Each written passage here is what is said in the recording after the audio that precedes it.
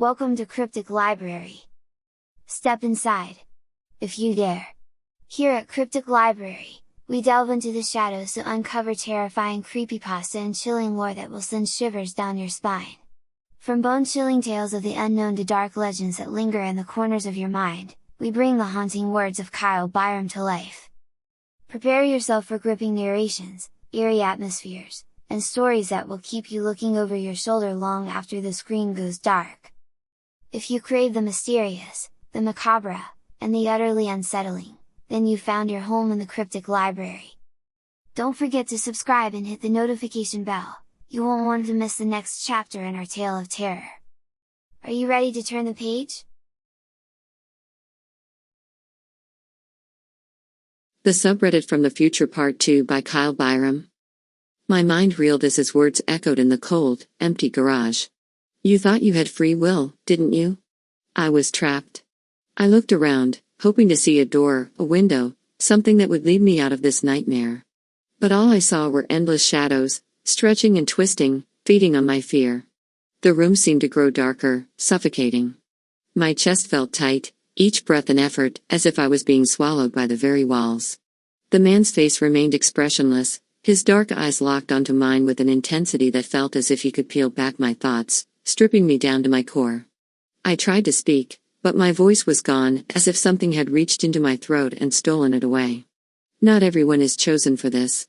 Privilege, he said, the word dripping with sarcasm, his voice sliding over me like oil on water.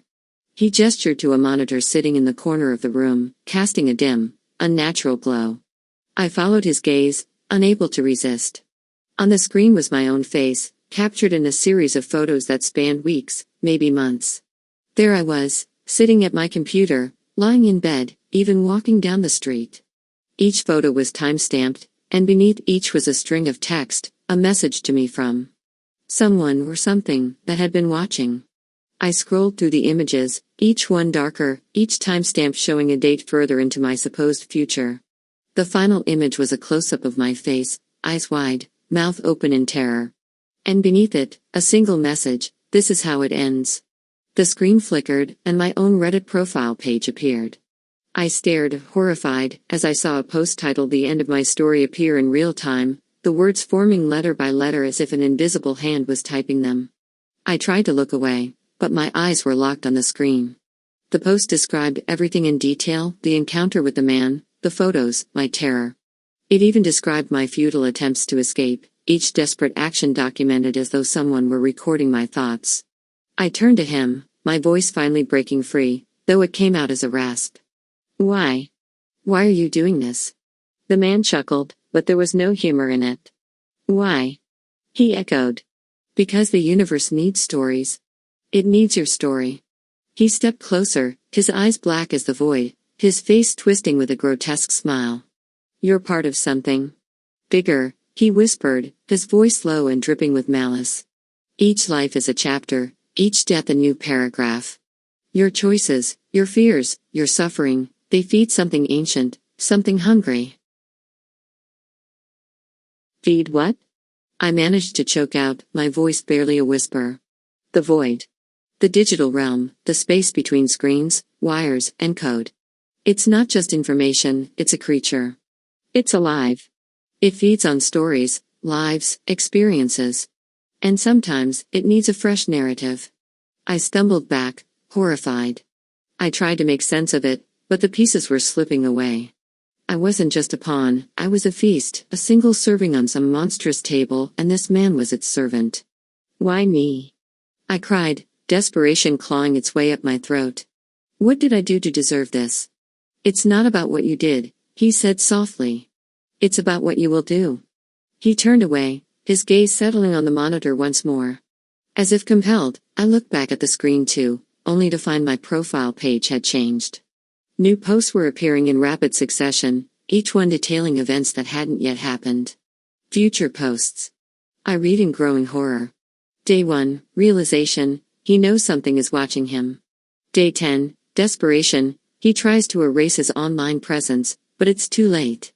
Day 30, finality, he succumbs to the darkness. He becomes part of the network.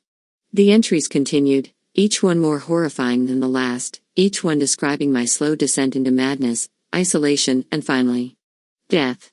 A strange calm settled over me, but it was the calm of absolute terror, of realizing there was no escape, that my fate was set. But then, I saw something strange, a flicker, an anomaly in the pattern. At the bottom of the page, a new post appeared, breaking the sequence. Day 0, he discovers the truth. Without thinking, I clicked on it. The page opened to reveal a single sentence. To escape the story, you must rewrite the ending. My pulse quickened. There was a way out. A loophole. But how could I rewrite something that was already written? The man in the suit watched me, his head cocked to the side as if he could hear my thoughts. It won't be that easy, he warned, his voice a growl. Once you're in the story, it's nearly impossible to break free. I swallowed, but my fear was slowly being replaced by determination. I wasn't going to let this monster dictate my life. If there was a chance, even a slim one, I had to take it. I forced myself to look back at the screen. My hands moved on their own as I began typing, my mind racing with possibilities. I typed furiously, each word feeling like a lifeline, a tether to reality. He steps out of the garage, leaving the man and the nightmare behind. He drives home, breaks his computer, and never returns to the subreddit again. I finished typing and hit enter. For a moment, nothing happened. Then, the screen flickered, and the words vanished. My heart raced, but I forced myself to stay calm. The man in the suit sneered, but there was a flicker of fear in his eyes, as if he, too, was uncertain. You can't just leave, he hissed. The void owns you. But I didn't wait to see what he would do. I turned on my heel and ran, my footsteps echoing in the silent, darkened garage. I could feel his eyes on me, a burning gaze that followed me to my car. I jumped inside, started the engine, and peeled out of the lot. As I drove, my mind buzzed with relief, confusion, and a gnawing dread. Had I truly escaped? Could it be that simple? But when I arrived home, my relief was shattered. The lights in my apartment were on, though I had left them off. The door was slightly ajar, a sliver of darkness peeking through. Trembling, I pushed it open, stepping inside.